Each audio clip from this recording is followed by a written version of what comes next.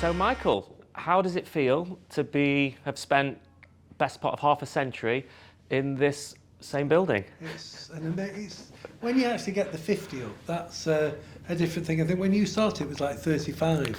Yeah. And it seemed like a long time. Yeah. Suddenly you're 15, I'm 50, and I'm thinking, was this madness? Should I be doing something else? Have I missed something? Or was this a worthwhile... But you love it though, don't you? I do love it. I do love it. I've not been happy.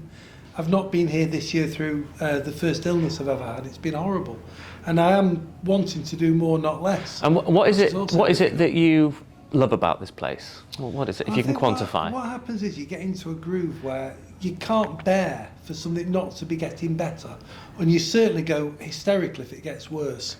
So you get into a system like you're playing in a football team and you've got to win every game because you have to win the league, but you want to win it every single year. So you never want to have a lapse in what you're doing. You want it to improve, and then you want the European Cup. In my case, the European Cup would be a new factory next door, modern and shiny. So there's always another ambition. It's like empire building. You can't stop if you start with something and your empire gets bigger because of the politics at different times, then it goes smaller, then you want it back to where it was, then something better comes along and you want it back to where it was with the better.